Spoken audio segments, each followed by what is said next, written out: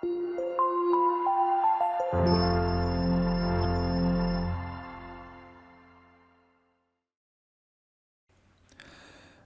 ಸ್ನೇಹಿತರೆ, ಅಮೋಘ ವರ್ಷ ಕೋಚಿಂಗ್ ಸೆಂಟರ್ ಯೂಟ್ಯೂಬ್ ಚಾನಲ್ಗೆ ನಿಮಗೆಲ್ಲ ಸ್ವಾಗತ. ಇವತ್ತಿನ ಪ್ರಮುಖವಾದಂತಹ ಕರೆಂಟ್ ಅಫೇರ್ಸ್ ಟಾಪಿಕ್ಗಳನ್ನು ಡಿಸ್ಕಸ್ ಮಾಡೋಣ. ಈಗ ಡಿಸ್ಕಸ್ ಮಾಡ್ತಾ ಇರುವಂತಹ ಕರೆಂಟ್ ಅಫೇರ್ಸ್ ನೋಟ್ಸ್ಗಳನ್ನು ಫ್ರೀಯಾಗಿ ಡೌನ್ಲೋಡ್ ಮಾಡಿಕೊಳ್ಳಲು ನಮ್ಮ ಟೆಲಿಗ್ರಾಮ್ ಚಾನಲ್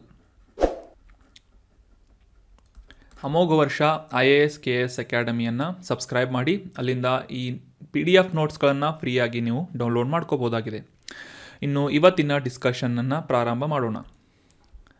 ಲಾಸ್ಟ್ ಸೆಷನ್ನಲ್ಲಿ ಕೇಳಲಾದಂತಹ ಪ್ರಶ್ನೆಯ ಸರಿಯಾದ ಉತ್ತರ ಏನು ಅಂತ ಮೊದಲು ತಿಳಿದುಕೊಳ್ಳೋದಾದರೆ, NAAC ಅಥವಾ ಈ ರಾಷ್ಟ್ರೀಯ ಮೌಲ್ಯಮಾಪನ ಮತ್ತು ಮಾನ್ಯತೆ ಮಂಡಳಿ, ಇದರ ಫುಲ್ ಫಾರ್ಮ್ ಏನು ಅಂತ ಪ್ರಶ್ನೆಯನ್ನು ಕೇಳಲಾಗಿತ್ತು. ಆಪ್ಷನ್ಗಳಲ್ಲಿ ಸರಿಯಾದ ಉತ್ತರ ಏನು ಅಂತಂದರೆ option 2, National assessment and accreditation Council, NAAC ಇದರ ಫುಲ್ ಫಾರ್ಮ್ ಆಗಿದೆ. ಮತ್ತೊಮ್ಮೆ ರಿಪೀಟ್ ಮಾಡ್ತೀನಿ, National assessment and accreditation Council ಅಂತ. ಇದು ದೇಶದಾದ್ಯಂತ ಈ ಉನ್ನತ ಶಿಕ್ಷಣ ಸಂಸ್ಥೆಗಳನ್ನು ಸರ್ಟಿಫೈ ಮಾಡುವಂತಹ ಪ್ರಮುಖವಾದಂತಹ ಸಂಸ್ಥೆಯಾಗಿದೆ.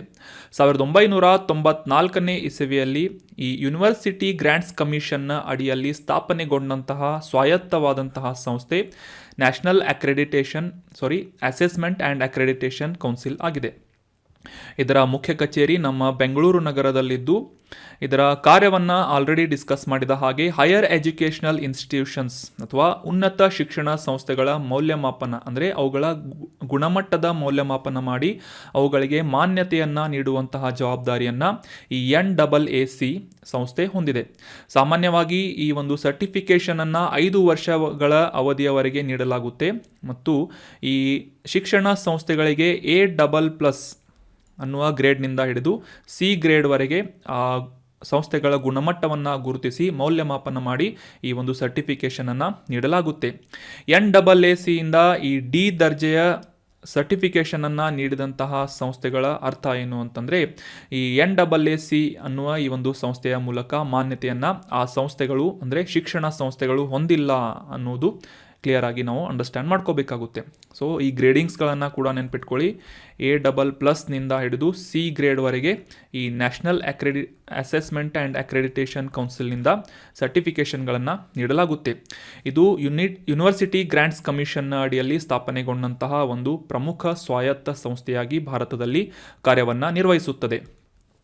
ಅದೇ ರೀತಿಯಾಗಿ ಈ UGC ಬಗ್ಗೆ ಕೂಡ ಸ್ವಲ್ಪ ಮಾಹಿತಿಯನ್ನು ತಿಳ್ಕೊಳ್ಳೋದಾದರೆ, 1953 ಡಿಸೆಂಬರ್ 28ನೇ ತಾರೀಕಿನಂದು ಈ ಯೂನಿವರ್ಸಿಟಿ ಗ್ರ್ಯಾಂಟ್ಸ್ ಕಮಿಷನನ್ನು ಜಾರಿಗೊಳಿಸಲಾಗಿತ್ತು. 1956ರಲ್ಲಿ ಸಂಸತ್ತಿನ ಕಾಯ್ದೆಯ ಮೂಲಕ ಈ UGCಗೆ ಶಾಸನಬದ್ಧವಾದಂತಹ ಸ್ಟ್ಯಾಟ್ಯೂಟರಿ ಸ್ಥಾನಮಾನವನ್ನು ಕೂಡ ನೀಡಲಾಗುತ್ತದೆ. ಇದರ ಮುಖ್ಯ ಕಾರ್ಯವನ್ನು ತಿಳ್ಕೊಳ್ಳೋದಾದರೆ, ದೇಶದಾದ್ಯಂತ ಇರುವಂತಹ ವಿಶ್ವವಿದ್ಯಾನಿಲಯಗಳಿಗೆ ಮೌಲ್ಯಮಾಪನ ಮಾಡಿ ಮನ್ನಣೆಯನ್ನು ನೀಡುವುದು ಅಷ್ಟೇ ಅಲ್ಲದೆ, ಹೆಸರಿನಲ್ಲೇ ಸೂಚಿಸುವ ಹಾಗೆ ಗ್ರ್ಯಾಂಟ್ ಕಮಿಷನ್ ಅಂದರೆ ಆ ವಿಶ್ವವಿದ್ಯಾನಿಲಯಗಳು ಮತ್ತು ಕಾಲೇಜುಗಳಿಗೆ ನಿಧಿಯನ್ನು ಫಂಡಿಂಗ್ಸ್ಗಳನ್ನು ಡಿಸ್ಟ್ರಿಬ್ಯೂಟ್ ಮಾಡುವ ಒಂದು ಜವಾಬ್ದಾರಿಯನ್ನು ಕೂಡ ಈ ಯೂನಿವರ್ಸಿಟಿ ಗ್ರ್ಯಾಂಟ್ಸ್ ಕಮಿಷನ್ ಹೊಂದಿದೆ. So that was about brief information of university grant commission ಮತ್ತು national assessment and accreditation council. So ಇದರ ಫುಲ್ ಫಾರ್ಮನ್ನು ಕರೆಕ್ಟಾಗಿ ಕಮೆಂಟ್ ಮಾಡಿದಂತಹ ಎಲ್ಲ ಸ್ಟೂಡೆಂಟ್ಸ್ಗಳಿಗೆ ವೆರಿ ವೆಲ್ ಡನ್. ಇದೇ ರೀತಿಯಾಗಿ ಡಿಸ್ಕಷನ್ನಲ್ಲಿ ಭಾಗವಹಿಸ್ತಾ ಇರಿ, ನಿಮ್ಮ ಆನ್ಸರ್ಗಳನ್ನು ಮತ್ತು ಅನಿಸಿಕೆಗಳನ್ನು ಕಮೆಂಟ್ ಮಾಡ್ತಾ ಇರಿ ಅಂತ ಹೇಳ್ತಾ ಇವತ್ತಿನ ಪ್ರಶ್ನೆ ಏನು ಅಂತ ನೋಡೋಣ. ಆನ್ಸರ್ ಮಾಡೋದಕ್ಕೆ ಟ್ರೈ ಮಾಡಿ.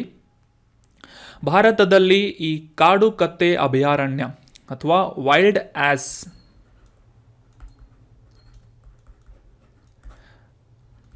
ವೈಲ್ಡ್ ಲೈಫ್ ಸ್ಯಾಂಕ್ಚುರಿ ಅಂತ ಕರಿತೇವೆ, ಅಭಯಾರಣ್ಯ ಅಂತ. ಸೊ ಈ ಕಾಡು ಕತ್ತೆ ಅಭಯಾರಣ್ಯ ಯಾವ ರಾಜ್ಯದಲ್ಲಿದೆ ಅಂತ ಗುರುತಿಸಬೇಕಾಗಿದೆ. Option 1 Assam, option 2 Madhya Pradesh, option 3 Gujarat ಅಥವಾ ಆಪ್ಷನ್ 4 ರಾಜಸ್ಥಾನ್ ಅಂತ ಇದ್ದು ನಿಮ್ಮ ಉತ್ತರಗಳನ್ನು ಕಮೆಂಟ್ ಬಾಕ್ಸ್ನಲ್ಲಿ ಕಮೆಂಟ್ ಮಾಡಿ. ನೆಕ್ಸ್ಟ್ ಸೆಷನ್ನಲ್ಲಿ ಇದರ ಸರಿಯಾದ ಉತ್ತರವನ್ನು ತಿಳಿದುಕೊಳ್ಳೋಣ. ಇನ್ನು ಇವತ್ತಿನ ಮೊದಲನೇ ಆರ್ಟಿಕಲ್ ಏನು ಅಂತ ನೋಡೋದಾದರೆ, ಕಳೆದ ತಿಂಗಳು ಸೆಪ್ಟೆಂಬರ್ 5ನೇ ತಾರೀಕಿನಂದು ನಾವು ಭಾರತದಾದ್ಯಂತ ರಾಷ್ಟ್ರೀಯ ಶಿಕ್ಷಕರ ದಿನಾಚರಣೆಯನ್ನು ಆಚರಿಸಿದ್ವಿ. ಅದೇ ರೀತಿಯಾಗಿ ವಿಶ್ವ ಶಿಕ್ಷಕ ದಿನಾಚರಣೆ ಅಥವಾ ವರ್ಲ್ಡ್ ಟೀಚರ್ಸ್ ಡೇಯನ್ನು ಅಕ್ಟೋಬರ್ 5ನೇ ತಾರೀಕಿನಂದು ಪ್ರತಿ ವರ್ಷ ಆಚರಣೆ ಮಾಡಲಾಗುತ್ತೆ. ಮುಖ್ಯವಾಗಿ ಈ ಸಮಾಜದಲ್ಲಿ ಶಿಕ್ಷಕರ ಅಮೂಲ್ಯವಾದಂತಹ ಕೊಡುಗೆಗಳನ್ನು ಗೌರವಿಸುವಂತಹ ಒಂದು ಪ್ರಮುಖ ಪ್ಲ್ಯಾಟ್ಫಾರ್ಮ್ ಆಗಿ ಈ ವಿಶ್ವ ಶಿಕ್ಷಕ ದಿನಾಚರಣೆಯನ್ನು ಜಗತ್ತಿನಾದ್ಯಂತ ಆಚರಣೆ ಮಾಡಲಾಗುತ್ತೆ. ಸೊ ಇದರ ಮುಖ್ಯ ಉದ್ದೇಶ ಏನು ಅಂತ ಕ್ಲಿಯರ್ ಆಗಿ ಅಂಡರ್ಸ್ಟ್ಯಾಂಡ್ ಮಾಡ್ಕೊಳ್ಳೋದಾದರೆ, ಜಗತ್ತಿನಾದ್ಯಂತ ಈ ಯುವ ಜನತೆಯ ಭವಿಷ್ಯವನ್ನು ರೂಪಿಸುವಂತಹ ನಿಟ್ಟಿನಲ್ಲಿ ಶಿಕ್ಷಕರು ವಹಿಸುವಂತಹ ಪ್ರಮುಖ ಪಾತ್ರವನ್ನು ಗುರುತಿಸಿ ಮತ್ತು ಅವರು ಎದುರಿಸುತ್ತಿರುವಂತಹ ಸವಾಲುಗಳನ್ನು, ಚಾಲೆಂಜಸ್ಗಳನ್ನು ಪರಿಹರಿಸುವಂತಹ ನಿಟ್ಟಿನಲ್ಲಿ ಒಂದು ವೇದಿಕೆಯಾಗಿ ಈ ವಿಶ್ವ ಶಿಕ್ಷಕ ದಿನಾಚರಣೆಯನ್ನು ಆಚರಿಸಲಾಗುತ್ತೆ. ಇನ್ನು 2023ರ ಈ ವಿಶ್ವ ಶಿಕ್ಷಕ ದಿನಾಚರಣೆಯ ವಿಷಯ ಅಥವಾ ಥೀಮ್ ಏನಾಗಿದೆ ಅಂತ ತಿಳ್ಕೊಳ್ಳೋದಾದರೆ, The teachers we need for education we want. The global imperative to reverse the teachers shortage ಅನ್ನೋದು ಈ ಒಂದು 2023ರ ವಿಶ್ವ ಶಿಕ್ಷಕರ ದಿನಾಚರಣೆಯ ಮುಖ್ಯವಾದಂತಹ ಉದ್ದೇಶವಾಗಿದೆ. ಅಂದರೆ ಜಾಗತಿಕವಾಗಿ ಯಾವುದೇ ಒಂದು ವಿಷಯಕ್ಕೆ ಸಂಬಂಧಪಟ್ಟಂತೆ ಶಿಕ್ಷಣವನ್ನು ಪಡೆದುಕೊಳ್ಳುವಂತಹ ನಿಟ್ಟಿನಲ್ಲಿ ಈ ಶಿಕ್ಷಕರ ಅಭಾವವನ್ನು ಅಥವಾ ಶಿಕ್ಷಕರ ಕೊರತೆಯನ್ನು ನೀಗಿಸುವಂತಹ ನಿಟ್ಟಿನಲ್ಲಿ ವಿಷಯವನ್ನು ಆಧರಿಸಿ 2023ರ ವಿಶ್ವ ಶಿಕ್ಷಕ ದಿನಾಚರಣೆಯನ್ನು ಆಚರಿಸಲಾಗ್ತಾ ಇದೆ. So that was about brief information of world teachers day. Every year it is celebrated on October 5th. ಅದೇ ರೀತಿಯಾಗಿ ಈ ಸೆಪ್ಟೆಂಬರ್ 5ನೇ ತಾರೀಕಿನಂದು ದೇಶದಾದ್ಯಂತ ನಾವು ರಾಷ್ಟ್ರೀಯ ಶಿಕ್ಷಕ ದಿನಾಚರಣೆಯನ್ನು ಆಚರಿಸುತ್ತೇವೆ. ಸೊ ಮುಖ್ಯವಾಗಿ ಇದರ ಹಿನ್ನೆಲೆಯನ್ನು ಅರ್ಥ ಮಾಡಿಕೊಳ್ಳೋದಾದರೆ, ನಮ್ಮ ದೇಶ ಕಂಡಂತಹ ಮಹಾನ್ ಶಿಕ್ಷಕರು ಮತ್ತು ಮಾಜಿ ರಾಷ್ಟ್ರಾಧ್ಯಕ್ಷರಾದಂತಹ ಡಾಕ್ಟರ್ ಸರ್ವಪಲ್ಲಿ ರಾಧಾಕೃಷ್ಣ ಇವರ ಸ್ಮರಣಾರ್ಥವಾಗಿ ಭಾರತದಾದ್ಯಂತ ಸೆಪ್ಟೆಂಬರ್ 5ನೇ ತಾರೀಕಿನಂದು ಇವರ ಜನ್ಮದಿನದಂದು ಈ ಒಂದು ರಾಷ್ಟ್ರೀಯ ಶಿಕ್ಷಕ ದಿನಾಚರಣೆಯನ್ನು ಭಾರತದಲ್ಲಿ ಆಚರಿಸಲಾಗುತ್ತೆ. ಸೊ ಕನ್ಫ್ಯೂಸ್ ಮಾಡ್ಕೋಬೇಡಿ. ಇನ್ನು ಮುಂದಿನ ಆರ್ಟಿಕಲ್ ರಾಷ್ಟ್ರೀಯ ಸೇವಾ ಯೋಜನೆಯ ಪ್ರಶಸ್ತಿಗಳ ಬಗ್ಗೆ ಇದೆ. ನ್ಯಾಷನಲ್ ಸರ್ವಿಸಸ್ ಸ್ಕೀಮ್ ಅವಾರ್ಡ್ಸ್ ಬಗ್ಗೆ ಇದೆ. 2021 ಮತ್ತು 2022ನೇ ಸಾಲಿನ ಈ ರಾಷ್ಟ್ರೀಯ ಸೇವಾ ಯೋಜನೆಯ ಪ್ರಶಸ್ತಿಗಳನ್ನು ಇತ್ತೀಚೆಗೆ ಭಾರತದ ರಾಷ್ಟ್ರಪತಿಗಳಿಂದ ರಾಷ್ಟ್ರಪತಿ ಭವನದಲ್ಲಿ ಪ್ರದಾನ ಮಾಡಲಾಯಿತು ಅಂತ ನ್ಯೂಸ್ನಲ್ಲಿ ಪಬ್ಲಿಷ್ ಆಗಿತ್ತು. ಸೊ ಹೀಗಾಗಿ ಈ ರಾಷ್ಟ್ರೀಯ ಸೇವಾ ಯೋಜನೆ ಪ್ರಶಸ್ತಿಗಳ ಕುರಿತಾದಂತಹ ಕೆಲವೊಂದಿಷ್ಟು ಇಂಪಾರ್ಟೆಂಟ್ ಮಾಹಿತಿಗಳನ್ನು ಈ ಆರ್ಟಿಕಲ್ನಲ್ಲಿ ಡಿಸ್ಕಸ್ ಮಾಡೋಣ. 1993-94ನೇ ಸಾಲಿನ ವರ್ಷದಿಂದ ಈ ರಾಷ್ಟ್ರೀಯ ಸೇವಾ ಯೋಜನೆಯ ಪ್ರಶಸ್ತಿಗಳನ್ನು ನೀಡಲಾಗ್ತಾ ಇದೆ. ಮುಖ್ಯವಾಗಿ ಕೇಂದ್ರ ಯುವ ವ್ಯವಹಾರಗಳು ಮತ್ತು ಕ್ರೀಡಾ ಸಚಿವಾಲಯ, ಯುವ ವ್ಯವಹಾರಗಳ ಇಲಾಖೆ ಈ ಎರಡೂ ಸಂಸ್ಥೆಗಳ ಅಡಿಯಲ್ಲಿ ಪ್ರತಿ ವರ್ಷ ಈ ರಾಷ್ಟ್ರೀಯ ಸೇವಾ ಯೋಜನೆ ಪ್ರಶಸ್ತಿಗಳನ್ನು ನೀಡಲಾಗುತ್ತೆ. ನಮಗೆಲ್ಲ ಗೊತ್ತಿರುವ ಹಾಗೆ ಈ NSS ಅಥವಾ ನ್ಯಾಷನಲ್ ಸರ್ವಿಸಸ್ ಸ್ಕೀಮ್ ಇದು ಒಂದು ಸಮುದಾಯ ಸೇವೆಯ ಒಂದು ಪ್ರಮುಖವಾದಂತಹ ಸಂಸ್ಥೆಯಾಗಿದ್ದು, ಇದರ ಅಡಿಯಲ್ಲಿ ಕಾರ್ಯನಿರ್ವಹಿಸುವಂತಹ NSS ವಿದ್ಯಾರ್ಥಿ ಸ್ವಯಂ ಸೇವಕರು, NSS ಕಾರ್ಯಕ್ರಮ ಅಧಿಕಾರಿಗಳು ಮತ್ತು ಕಾರ್ಯಕ್ರಮ ಸಂಯೋಜಕರು ಈ ರೀತಿಯಾದಂತಹ ಸಾಧಕರನ್ನು ಗುರುತಿಸಿ ಅವರು ನೀಡಿದಂತಹ ಅತ್ಯುತ್ತಮ ಕೊಡುಗೆಯನ್ನು ಗುರುತಿಸಿ ಪ್ರತಿ ವರ್ಷ ಈ NSS ಅವಾರ್ಡ್ಸ್ಗಳನ್ನು ನೀಡಲಾಗುತ್ತದೆ. ರಾಷ್ಟ್ರಪತಿಗಳಿಂದ ಈ ಒಂದು ಅವಾರ್ಡ್ಸ್ಗಳನ್ನು ವಿತರಿಸಲಾಗುತ್ತದೆ.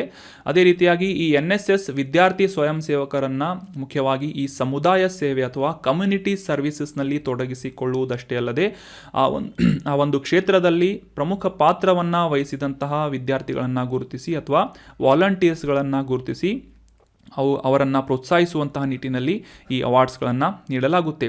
ಅಷ್ಟೇ ಅಲ್ಲದೆ ದೇಶದಾದ್ಯಂತ ಈ ನ್ಯಾಷನಲ್ ಸರ್ವಿಸಸ್ ಸ್ಕೀಮ್ ಅಥವಾ NSS ಸ್ವಯಂ ಸೇವಕರನ್ನು ಈ ಕಮ್ಯುನಿಟಿ ಸರ್ವಿಸಸ್ನಲ್ಲಿ ತೊಡಗಿಸಿಕೊಂಡು ನಿಸ್ವಾರ್ಥ ಸೇವೆಯನ್ನು ಮುಂದುವರಿಸುವಂತೆ ಕೂಡ ಈ ರಾಷ್ಟ್ರೀಯ ಸೇವಾ ಯೋಜನೆಯ ಪ್ರಶಸ್ತಿಗಳು ಪ್ರೋತ್ಸಾಹ ನೀಡುತ್ತವೆ ಅನ್ನೋದು ಇದರ ಉದ್ದೇಶ ಆಗಿದೆ ಮತ್ತು ಇಂಪಾರ್ಟೆಂಟ್ ಆದಂತಹ ಮಾಹಿತಿಯಾಗಿದೆ. ಸೊ ಇನ್ನು ಈ ನ್ಯಾಷನಲ್ ಸರ್ವಿಸಸ್ ಸ್ಕೀಮ್ ಅಥವಾ ರಾಷ್ಟ್ರೀಯ ಸೇವಾ ಯೋಜನೆ NSS ಅಂತ ನೀವೆಲ್ಲ ಸ್ಕೂಲ್ ಕಾಲೇಜಸ್ಗಳಲ್ಲಿ ಓದಿರ್ತೀರಿ ಅಥವಾ ಅದರಲ್ಲಿ ಭಾಗವಹಿಸಿರ್ತೀರಿ ಅಂತ ಅನ್ಕೋತೀನಿ. ಸೊ ಇದು ಒಂದು ಸಮುದಾಯ ಸೇವೆಯನ್ನು ಮಾಡುವಂತಹ ಮತ್ತು ಈ ಯುವಕರಲ್ಲಿ ಒಂದು ವ್ಯಕ್ತಿತ್ವ ವಿಕಸನವನ್ನು ಮಾಡುವಂತಹ ಪ್ರಮುಖವಾದಂತಹ ಸಂಸ್ಥೆಯಾಗಿ 1969ನೇ ಇಸವಿಯಿಂದ ಕಾರ್ಯವನ್ನು ನಿರ್ವಹಿಸ್ತಾ ಇದೆ. ಆಗಲೇ ತಿಳಿಸಿದ ಹಾಗೆ ಈ ವಿದ್ಯಾರ್ಥಿ ಯುವಕರ ವ್ಯಕ್ತಿತ್ವ ಅಥವಾ ಅವರ ಒಂದು ಪರ್ಸನಾಲಿಟಿ ಡೆವಲಪ್ಮೆಂಟ್ಗೆ ಮತ್ತು ಸಮುದಾಯ ಸೇವೆಗೆ ಉತ್ತಮ ಕಾಂಟ್ರಿಬ್ಯೂಷನನ್ನು ನೀಡುವಂತೆ ಪ್ರೋತ್ಸಾಹ ಮಾಡುವಂತಹ ಉದ್ದೇಶದಿಂದ 1969ನೇ ಇಸವಿಯಲ್ಲಿ ಈ ರಾಷ್ಟ್ರೀಯ ಸೇವಾ ಯೋಜನೆಯನ್ನು ಪ್ರಾರಂಭ ಮಾಡಲಾಗಿತ್ತು. ಮುಖ್ಯವಾಗಿ ಈ ಮಹಾತ್ಮ ಗಾಂಧೀಜಿ ಅವರ ಆದರ್ಶಗಳಿಂದ ಪ್ರೇರಿತವಾಗಿ ಈ ಒಂದು ಸಂಸ್ಥೆಯನ್ನು ಪ್ರಾರಂಭ ಮಾಡಲಾಗಿತ್ತು. ಅದೇ ರೀತಿಯಾಗಿ ಈ ಒಂದು ಸಂಸ್ಥೆಯ NSSನ ಧ್ಯೇಯವಾಕ್ಯ ಅಂದರೆ ಮೋಟೋ ಏನು ಅಂತ ತಿಳ್ಕೊಳ್ಳೋದಾದರೆ, ನಾಟ್ ಮೀ ಬಟ್ ಯು, ನಾನಲ್ಲ ಆದರೆ ನೀನು. ಅಂದರೆ ನಿಸ್ವಾರ್ಥ ಒಂದು ಸಿದ್ಧಾಂತವನ್ನು ಮತ್ತು ಸಮುದಾಯ ಸೇವೆಯನ್ನು ಮೂಲಭೂತವಾಗಿ ಇಟ್ಕೊಂಡು ಈ ರಾಷ್ಟ್ರೀಯ ಸೇವಾ ಯೋಜನೆಯನ್ನು ಪ್ರಾರಂಭ ಮಾಡಲಾಗಿತ್ತು. ಸದ್ಯಕ್ಕೆ ಈ ಯುವ ವ್ಯವಹಾರಗಳು ಮತ್ತು ಕ್ರೀಡಾ ಸಚಿವಾಲಯದ ಅಡಿಯಲ್ಲಿ ಈ NSS ಕಾರ್ಯವನ್ನು ನಿರ್ವಹಿಸ್ತಾ ಇದೆ. ಸೊ ಅದೇ ರೀತಿಯಾಗಿ 1993-94ನೇ ಸಾಲಿನಿಂದ ಈ ರಾಷ್ಟ್ರೀಯ ಸೇವಾ ಯೋಜನೆ ಪ್ರಶಸ್ತಿಗಳನ್ನು ಕೂಡ ನೀಡಲಾಗುತ್ತದೆ. ಇನ್ನು ಮುಂದಿನ ಆರ್ಟಿಕಲ್, ಹಸಿರು ಅಮೋನಿಯಾ ಅಥವಾ ಗ್ರೀನ್ ಅಮೋನಿಯಾ ಅಂತ ರೀಸೆಂಟಾಗಿ ನ್ಯೂಸ್ನಲ್ಲಿತ್ತು. ಯಾಕೆ ಅಂತ ಕಾಂಟೆಕ್ಸ್ಟನ್ನು ಅರ್ಥ ಮಾಡ್ಕೊಳ್ಳೋದಾದರೆ, ಭಾರತದಲ್ಲಿ ಡೆವಲಪ್ ಮಾಡಲಾದಂತಹ ಈ ಗ್ರೀನ್ ಅಮೋನಿಯಾದ ಕಂಟೈನರ್ಗಳನ್ನು ತಮಿಳುನಾಡಿನ ವಿಒ ಚಿದಂಬರ್ನಾರ್ ಪೋರ್ಟ್ನಿಂದ ಈಜಿಪ್ಟ್ನ ದಮಿಯಟ್ಟಾಮ್ ಬಂದರಿಗೆ ಸಾಗಿಸಲಾಗಿತ್ತು. ಸೊ ಇತ್ತೀಚೆಗೆ ಈ ಈಜಿಪ್ತಿನ ಬಂದರಿನಲ್ಲಿ ಈ ಒಂದು ಕಂಟೈನರ್ಗಳನ್ನು ಸ್ವೀಕರಿಸಲಾಗಿದೆ ಯಶಸ್ವಿಯಾಗಿ ಅಂತ ನ್ಯೂಸ್ನಲ್ಲಿ ಪಬ್ಲಿಷ್ ಆಗಿದೆ. ಸೊ ಹೀಗಾಗಿ ಈ ಹಸಿರು ಅಮೋನಿಯಾ ಅಥವಾ ಗ್ರೀನ್ ಅಮೋನಿಯಾ ಅಂದರೆ ಏನು ಅಂತ ಕ್ಲಿಯರ್ ಆಗಿ ಈ ಒಂದು ಆರ್ಟಿಕಲ್ನಲ್ಲಿ ನಾವು ಡಿಸ್ಕಸ್ ಮಾಡೋಣ. ಎನ್ವೈರ್ಮೆಂಟ್ ರಿಲೇಟ್ ಆದಂತಹ ವೆರಿ ಇಂಪಾರ್ಟೆಂಟ್ ಆದಂತಹ ಮಾಹಿತಿಯಾಗಿದೆ. ರೀಸೆಂಟಾಗಿ ನಾವು ಈ ಗ್ರೀನ್ ಹೈಡ್ರೋಜನ್ ಬಗ್ಗೆ ಕ್ಲಿಯರ್ ಆಗಿ ಅಂಡರ್ಸ್ಟ್ಯಾಂಡ್ ಮಾಡ್ಕೊಂಡಿದ್ವಿ ಕಾನ್ಸೆಪ್ಟನ್ನು. ಸೊ ಈಗ ಹಸಿರು ಅಮೋನಿಯಾ ಬಗ್ಗೆ ಕೂಡ ಈ ಒಂದು ಆರ್ಟಿಕಲ್ನಲ್ಲಿ ಡಿಸ್ಕಸ್ ಮಾಡೋಣ. ಇದು ಈ ಹಸಿರು ಜಲಜನಕವನ್ನು ಗಾಳಿ, ಸೌರ ಮತ್ತು ಜಲಶಕ್ತಿಯಂತಹ ನವೀಕರಿಸಬಹುದಾದಂತಹ ಶಕ್ತಿಗಳ ಮೂಲದಿಂದ ಈ ನೀರಿನ ಎಲೆಕ್ಟ್ರೋಲಿಸಿಸ್ ಅಥವಾ ವಾಟರ್ ಎಲೆಕ್ಟ್ರೋಲಿಸಿಸ್ ಅಂತ ಕರಿತೇವೆ, ನೀರಿನ ವಿದ್ಯುತ್ ವಿಭಜನೆ ಅನ್ನುವ ಒಂದು ಪ್ರಕ್ರಿಯೆಯ ಮೂಲಕ ಈ ಶುದ್ಧ ಶಕ್ತಿಯ ಮೂಲವಾಗಿ ಈ ಹಸಿರು ಅಮೋನಿಯಾವನ್ನು ಪ್ರೊಡ್ಯೂಸ್ ಮಾಡಲಾಗುತ್ತೆ ಅಥವಾ ಉತ್ಪಾದನೆ ಮಾಡಲಾಗುತ್ತೆ. ಮತ್ತೊಮ್ಮೆ ರಿಪೀಟ್ ಮಾಡ್ತೀನಿ, ಈ ಗ್ರೀನ್ ಹೈಡ್ರೋಜನ್ನನ್ನು ಗಾಳಿ, ಸೌರಶಕ್ತಿ ಮತ್ತು ಜಲಶಕ್ತಿಯಂತಹ ಈ ರಿನ್ಯೂಯಬಲ್ ಎನರ್ಜಿಗಳ ಸೋರ್ಸಸ್ಗಳನ್ನು ಇಂಧನವಾಗಿ ಬಳಸಿಕೊಂಡು ಈ ಹಸಿರು ಅಮೋನಿಯಾವನ್ನು ವಾಟರ್ ಎಲೆಕ್ಟ್ರೋಲಿಸಿಸ್ ಅನ್ನುವ ಒಂದು ಪ್ರಕ್ರಿಯೆಯ ಮೂಲಕ, ಪ್ರೋಸೆಸ್ನ ಮೂಲಕ ಈ ಶುದ್ಧ ಶಕ್ತಿಯ ಮೂಲವಾಗಿ ಉತ್ಪಾದನೆ ಮಾಡಲಾಗುತ್ತೆ. ಇದು ಕಂಪ್ಲೀಟಾಗಿ ಕಾರ್ಬನ್ ಫ್ರೀ ಎಕನಾಮಿಗೆ ಸಾಕಷ್ಟು ಕಾಂಟ್ರಿಬ್ಯೂಷನನ್ನು ನೀಡುವುದಷ್ಟೇ ಅಲ್ಲದೆ ಈ ಹವಾಮಾನ ಬದಲಾವಣೆಯನ್ನು ತಗ್ಗಿಸುವಂತಹ ನಿಟ್ಟಿನಲ್ಲೂ ಕೂಡ ಈ ಹಸಿರು ಅಮೋನಿಯಾ ಸಾಕಷ್ಟು ಪ್ರಮುಖ ಪಾತ್ರವನ್ನು ಭವಿಷ್ಯದಲ್ಲಿ ವಹಿಸಲಿದೆ ಅನ್ನೋದನ್ನು ಎಕ್ಸ್ಪೆಕ್ಟೇಷನನ್ನು ಮಾಡಿಕೊಳ್ಳಲಾಗಿದೆ. ಅಂದರೆ ಕಂಪ್ಲೀಟಾಗಿ ಇಂಗಾಲ ಮುಕ್ತವಾದಂತಹ ಆರ್ಥಿಕತೆಯನ್ನು ಪ್ರಚೋದನೆ ನೀಡುವಂತಹ ನಿಟ್ಟಿನಲ್ಲಿ ಈ ಗ್ರೀನ್ ಅಮೋನಿಯಾ ಸಾಕಷ್ಟು ಕೊಡುಗೆಯನ್ನು ನೀಡಲಿದೆ ಅಂತ ನಾವು ಎಕ್ಸ್ಪೆಕ್ಟ್ ಮಾಡಬಹುದಾಗಿದೆ. ಅಷ್ಟೇ ಅಲ್ಲದೆ ಸದ್ಯಕ್ಕೆ ಸಾರಿಗೆ, ಉದ್ಯಮ ಮತ್ತು ಕೃಷಿ ಅಂತಹ ಪ್ರಮುಖ ಕ್ಷೇತ್ರಗಳಲ್ಲಿ ಈ ಹಸಿರು ಅಮೋನಿಯಾವನ್ನು ಬಳಸಲಾಗ್ತಾ ಇದೆ. ಯಾವ ರೀತಿ ಅಂತ ತಿಳ್ಕೊಳ್ಳೋದಾದರೆ, ಈ ಸಾರಿಗೆ ಅಂತಂದರೆ ಲೋಕೋಮೋಟಿವ್ಸ್ ಅಂತಂತಂದರೆ ಈ ರೈಲ್ವೆ ಇಂಜಿನ್ಗಳ ಮತ್ತು ಈ ಹಡಗುಗಳು, ಇವುಗಳಲ್ಲಿ ಬಳಸಲಾಗುವಂತಹ ಡೀಸೆಲ್ ಆಗಿರ್ಬೋದು ಅಥವಾ ಮರೀನ್ ಫ್ಯೂಯಲ್ ಆಯಿಲ್ ಆಗಿರ್ಬೋದು, ಈ ರೀತಿಯಾದಂತಹ ಇಂಧನಗಳಿಗೆ ರಿಪ್ಲೇಸ್ಮೆಂಟ್ ಆಗಿ ಈ ಹಸಿರು ಅಮೋನಿಯಾವನ್ನು ಬಳಸಲಾಗುವುದು. ಅಷ್ಟೇ ಅಲ್ಲದೆ ಈ ಎಲೆಕ್ಟ್ರಿಸಿಟಿ ಮತ್ತು ಪವರ್ ಜನರೇಷನ್ ಸೋರ್ಸಸ್ ಆಗಿ ಕೂಡ ಈ ಹಸಿರು ಅಮೋನಿಯಾವನ್ನು ಬಳಸಲಾಗುವುದು ಅಂತ ಕೂಡ ವಿಜ್ಞಾನಿಗಳಿಂದ ಹೇಳಲಾಗಿದೆ. ಮತ್ತು ಈ ಕೃಷಿ ಕ್ಷೇತ್ರದಲ್ಲಿ ಮುಖ್ಯವಾಗಿ ರಸಗೊಬ್ಬರಗಳ ತಯಾರಿಕೆಯಲ್ಲಿ, ಫರ್ಟಿಲೈಸರ್ ಪ್ರೊಡಕ್ಷನ್ನಲ್ಲಿ ಕೂಡ ಈ ಹಸಿರು ಅಮೋನಿಯಾವನ್ನು ಬಳಸಲಾಗುವುದು. ಮತ್ತು ಈ ಒಂದು ಇಂಡಸ್ಟ್ರಿಯಲ್ ಮ್ಯಾನುಫ್ಯಾಕ್ಚರಿಂಗ್ ಕಂಪನಿಗಳಾಗಿರ್ಬೋದು ಅಥವಾ ಈ ಔಷಧಿಯ ಉತ್ಪಾದನೆ ಮಾಡುವಂತಹ ಫಾರ್ಮಾಸ್ಯೂಟಿಕಲ್ಸ್ ಕಂಪನಿಗಳಲ್ಲಿ ವಾಟರ್ ಪ್ಯೂರಿಫಿಕೇಷನ್ ಪ್ರೋಸೆಸ್ನಲ್ಲೂ ಕೂಡ ಈ ಗ್ರೀನ್ ಅಮೋನಿಯಾವನ್ನು ಬಳಸಿಕೊಳ್ಳಲಾಗುವುದು ಅಂತ ಕೂಡ ಇದರ ಅಪ್ಲಿಕೇಶನ್ಗಳನ್ನು ನಾನು ಅಂಡರ್ಸ್ಟ್ಯಾಂಡ್ ಮಾಡ್ಕೋಬೋದಾಗಿದೆ. ಸೊ ವೆರಿ ಇಂಪಾರ್ಟೆಂಟ್, ನೋಟ್ ಮಾಡಿ ಇಟ್ಕೊಳ್ಳಿ ಯಾವ ರೀತಿಯಾಗಿ ಭಾರತದಲ್ಲಿ ಈ ಹಸಿರು ಅಮೋನಿಯಾವನ್ನು ಪ್ರೊಡ್ಯೂಸ್ ಮಾಡಲಾಗಿದೆ ಮತ್ತು ಈ ಪ್ರೊಡ್ಯೂಸ್ ಮಾಡಲಾದಂತಹ ಹಸಿರು ಅಮೋನಿಯಾವನ್ನು ಈಜಿಪ್ತಿಗೆ ಸಾಗಿಸಲಾಯಿತು ಇತ್ತೀಚೆಗೆ ಅಂತ ನಾವು ಅಂಡರ್ಸ್ಟ್ಯಾಂಡ್ ಮಾಡ್ಕೊಂಡ್ವಿ. ಮುಂದೆ ಅಂದರೆ ಭವಿಷ್ಯದಲ್ಲಿ ಈ ಸುಸ್ಥಿರ ಅಭಿವೃದ್ಧಿ ಗುರಿಗಳನ್ನು ಸಾಧಿಸುವಂಥ ನಿಟ್ಟಿನಲ್ಲಿ, ಹವಾಮಾನ ಬದಲಾವಣೆಯನ್ನು ತಗ್ಗಿಸುವಂತಹ ನಿಟ್ಟಿನಲ್ಲಿ, ಈ ಕಾರ್ಬನ್ ಮುಕ್ತವಾದಂತಹ ಆರ್ಥಿಕತೆಯನ್ನು ಪ್ರಚೋದಿಸುವಂತಹ ನಿಟ್ಟಿನಲ್ಲಿ ಈ ಹಸಿರು ಅಮೋನಿಯಾ ಯಾವ ರೀತಿಯಾಗಿ ಸಹಾಯಕವಾಗಲಿದೆ ಅನ್ನೋದು ಕೂಡ ಇಂಪಾರ್ಟೆಂಟ್ ಆದಂತಹ ಮಾಹಿತಿಯಾಗಿದೆ. ಇನ್ನು ಮುಂದಿನ ಆರ್ಟಿಕಲ್, ಈ ಸೆಲಾ ಸುರಂಗ ಯೋಜನೆ ರೀಸೆಂಟಾಗಿ ನ್ಯೂಸ್ನಲ್ಲಿತ್ತು. ಯಾಕೆ ಅಂತ ಕಾಂಟೆಕ್ಸ್ಟನ್ನು ಅರ್ಥ ಮಾಡ್ಕೊಳ್ಳೋದಾದರೆ 2019ನೇ ಇಸವಿಯಲ್ಲಿ ಪ್ರಾರಂಭ ಮಾಡಲಾದಂತಹ ಈ ಅರುಣಾಚಲ್ ಪ್ರದೇಶದ ಈ ಸೇಲಾ ಅನ್ನುವ ಪ್ರದೇಶದ ಈ ಆಯಕಟ್ಟಿನ ಪ್ರದೇಶದಲ್ಲಿ ಈ ಸುರಂಗ ಮಾರ್ಗವನ್ನು ನಿರ್ಮಾಣ ಮಾಡಲಾಗ್ತಾ ಇದೆ.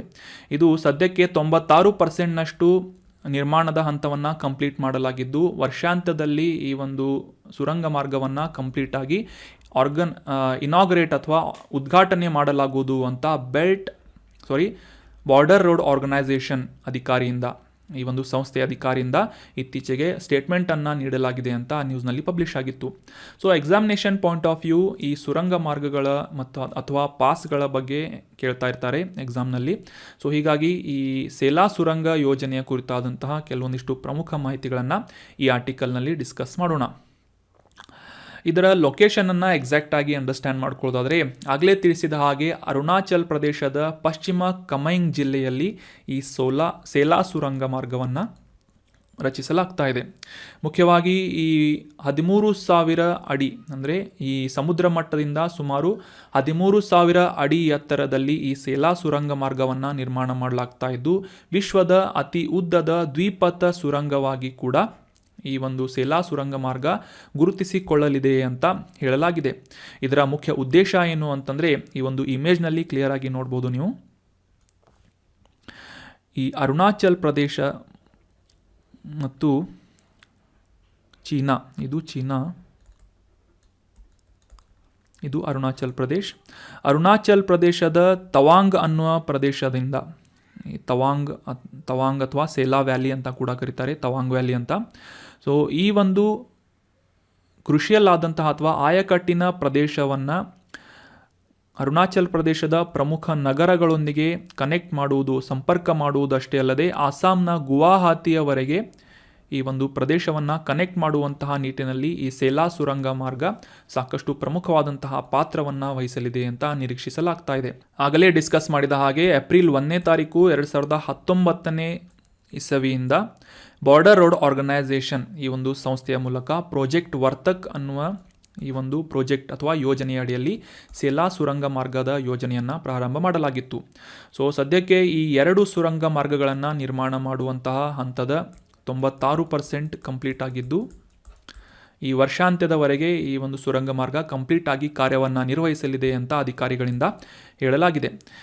ಸೊ ಮುಖ್ಯವಾಗಿ 2 ಸುರಂಗ ಮಾರ್ಗಗಳು ಯಾವುವು ಅಂತಂದರೆ, ಸುಮಾರು 980 ಮೀಟರ್ ಉದ್ದವಿರುವಂತಹ ಸಿಂಗಲ್ ಲೇನ್ ಸುರಂಗ ಮಾರ್ಗ ಮತ್ತು ಎರಡನೇದು ದ್ವಿಪಥ ಅಥವಾ ಡಬಲ್ ಲೇನ್ ಸುರಂಗ ಮಾರ್ಗ, ಸುಮಾರು 1.5 ಕಿಲೋಮೀಟರ್ನಷ್ಟು 1.5 ಕಿಲೋಮೀಟರ್ನಷ್ಟು ಉದ್ದವಾದಂತಹ ಈ ಎರಡನೇ ಸುರಂಗ ಮಾರ್ಗವನ್ನು ಕೂಡ ರಚಿಸಲಾಗಿದೆ.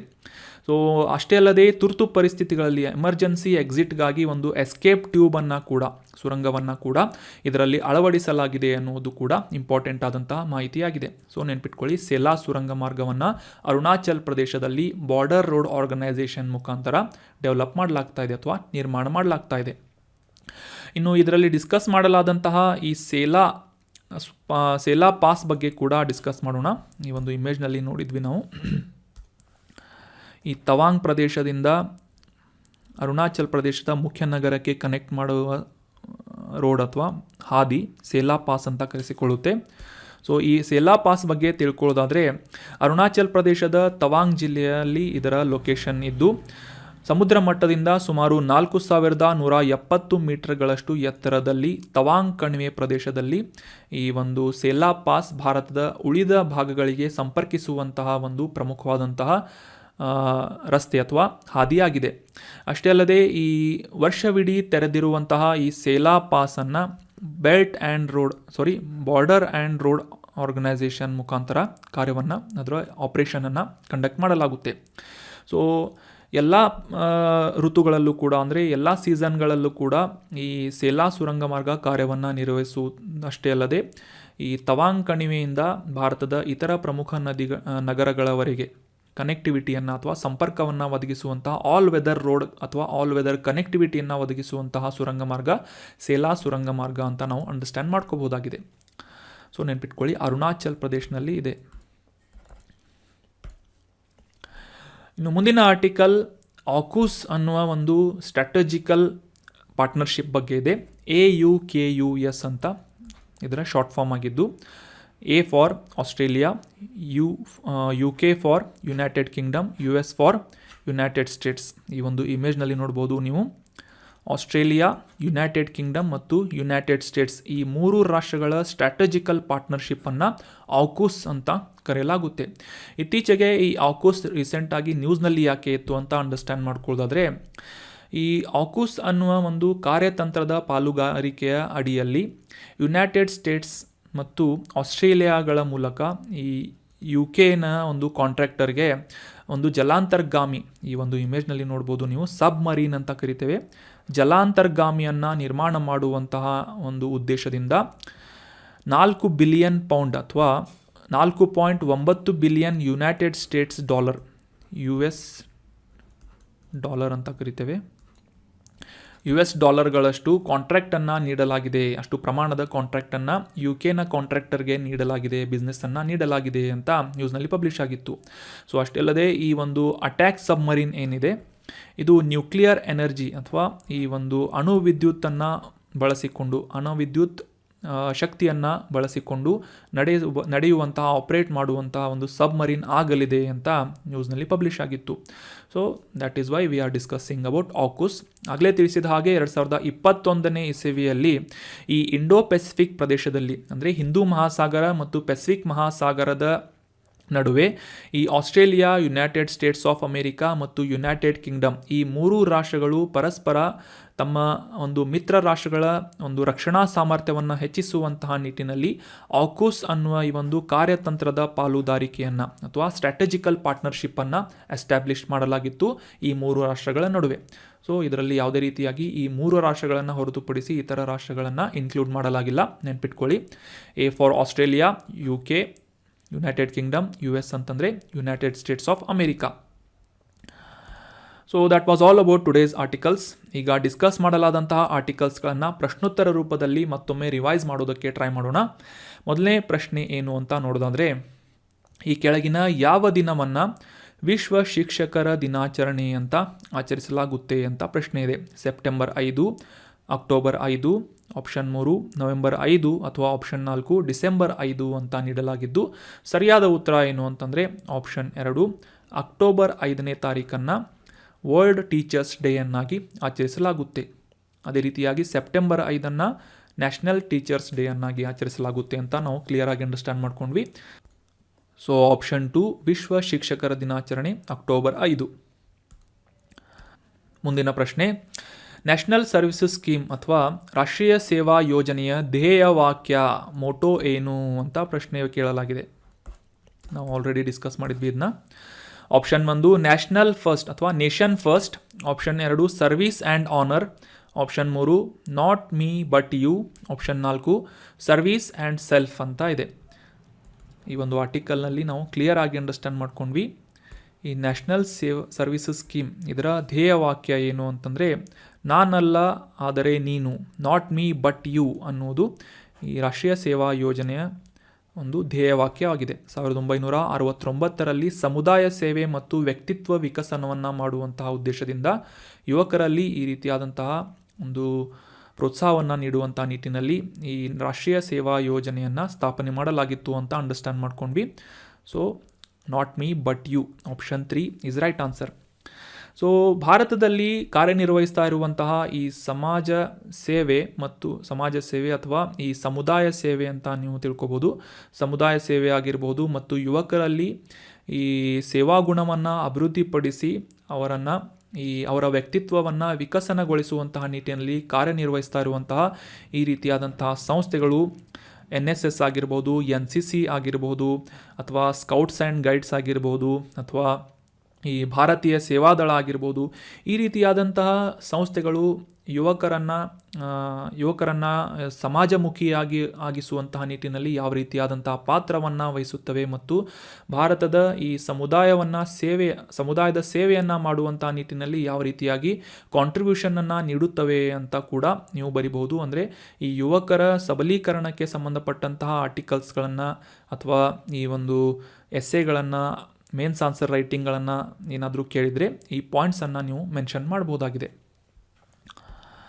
ಇನ್ನು ಮುಂದಿನ ಪ್ರಶ್ನೆ, ಹಸಿರು ಅಮೋನಿಯಾ ಅಥವಾ ಗ್ರೀನ್ ಅಮೋನಿಯಾದ ಅಪ್ಲಿಕೇಶನ್ಗಳಲ್ಲಿ ಈ ಕೆಳಗಿನ ಯಾವುದು ತಪ್ಪಾಗಿದೆ ಅಂತ ಗುರುತಿಸಬೇಕಾಗಿದೆ. ಆಪ್ಷನ್ 1 ಕೃಷಿ, ಆಪ್ಷನ್ 2 ಸಾರಿಗೆ, ಆಪ್ಷನ್ 3 ಉದ್ಯಮ, ಆಪ್ಷನ್ 4 ಮೇಲಿನ ಯಾವುದು ಅಲ್ಲ ಅಂತ ಇದೆ.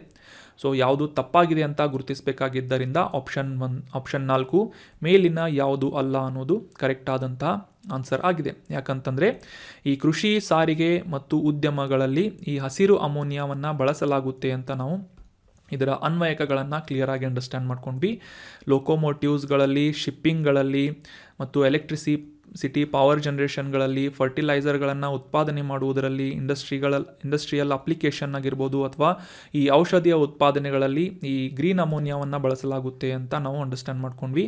ಯಾವ ರೀತಿಯಾಗಿ ಇದು ಒಂದು ಸಂಪೂರ್ಣವಾಗಿ ಇಂಗಾಲ ಮುಕ್ತವಾದಂತಹ ವಸ್ತುವಾಗಿದೆ ಅಂತ ಕೂಡ ನಾವು ಅಂಡರ್ಸ್ಟ್ಯಾಂಡ್ ಮಾಡ್ಕೊಂಡ್ವಿ. So option 4 is right answer.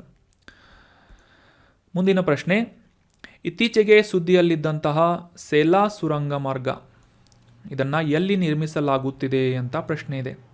Option 1 Assam, option 2 Jammu ಮತ್ತು ಕಾಶ್ಮೀರ, ಆಪ್ಷನ್ 3 ಉತ್ತರಾಖಂಡ್, ಆಪ್ಷನ್ 4 ಅರುಣಾಚಲ್ ಪ್ರದೇಶ ಅಂತ ಇದ್ದು ಸರಿಯಾದ ಉತ್ತರ ಏನು ಅಂತಂದರೆ ಆಪ್ಷನ್ 4 ಅರುಣಾಚಲ್ ಪ್ರದೇಶದಲ್ಲಿ ಈ ಸೇಲಾ ಸುರಂಗ ಮಾರ್ಗವನ್ನು ನಿರ್ಮಾಣ ಮಾಡಲಾಗ್ತಾ ಇದೆ ಬಾರ್ಡರ್ ರೋಡ್ ಆರ್ಗನೈಸೇಷನ್ ಅನ್ನುವ ಸಂಸ್ಥೆಯ ಮುಖಾಂತರ.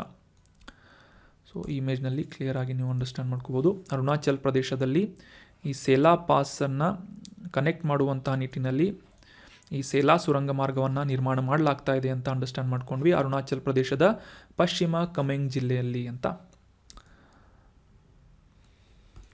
So option 4 is right answer. ಮುಂದಿನ ಪ್ರಶ್ನೆ, ಈ ಕೆಳಗಿನ ಯಾವ ದೇಶವನ್ನು ಔಕೂಸ್ ಪಾಲುದಾರಿಕೆಯಲ್ಲಿ ಸೇರಿಸಲಾಗಿಲ್ಲ ಅಂತ ಪ್ರಶ್ನೆ ಇದೆ. ಆಪ್ಷನ್ಗಳಲ್ಲಿ Bharat, Australia, United States of America, United Kingdom ಅಂತ ನೀಡಲಾಗಿದ್ದು ಸರಿಯಾದ ಉತ್ತರ ಏನು ಅಂತಂದರೆ ಆಪ್ಷನ್ 1 ಭಾರತವನ್ನು ಹೊರತುಪಡಿಸಿ A for Australia, UK for United Kingdom, US for United States ಈ 3 ರಾಷ್ಟ್ರಗಳ ಒಂದು ಸ್ಟ್ರಾಟಜಿಕಲ್ ಪಾರ್ಟ್ನರ್ಶಿಪ್ ಆಗಿ 2021ನೇ ಇಸವಿಯಲ್ಲಿ ಈ ಆಕೂಸ್ ಅನ್ನುವ ಒಂದು ಪಾರ್ಟ್ನರ್ಶಿಪ್ಪನ್ನು ಅಥವಾ ಪಾಲುದಾರಿಕೆಯನ್ನು ಎಸ್ಟಾಬ್ಲಿಷ್ ಮಾಡಲಾಗಿತ್ತು. ಮುಖ್ಯವಾಗಿ ಈ ಇಂಡೋ ಪೆಸಿಫಿಕ್ ರೀಜನ್ನಲ್ಲಿ ಒಂದು ಸ್ಟ್ರಾಟಜಿಕಲ್ ಆದಂತಹ ಮತ್ತು ಈ 3 ರಾಷ್ಟ್ರಗಳ ಒಂದು ಸಾಮರ್ಥ್ಯವನ್ನು ಹೆಚ್ಚಿಸುವಂತಹ ನಿಟ್ಟಿನಲ್ಲಿ ಈ ಒಂದು ಪಾಲುದಾರಿಕೆಯನ್ನು ಎಸ್ಟಾಬ್ಲಿಷ್ ಮಾಡಲಾಗಿತ್ತು. ಸೊ ಸರಿಯಾದ ಉತ್ತರ ಏನು ಅಂತಂದರೆ ಆಪ್ಷನ್ 1 ಭಾರತವನ್ನು ಇದರಲ್ಲಿ ಇನ್ಕ್ಲೂಡ್ ಮಾಡಲಾಗಿಲ್ಲ. So that was all about today's discussion. ಈ ಕಂಟೆಂಟನ್ನು ನಿಮ್ಮ ಎಲ್ಲ ಫ್ರೆಂಡ್ಸ್ಗಳ ಜೊತೆ ಶೇರ್ ಮಾಡಿ. Thank you so much for joining the discussion. Have a nice day.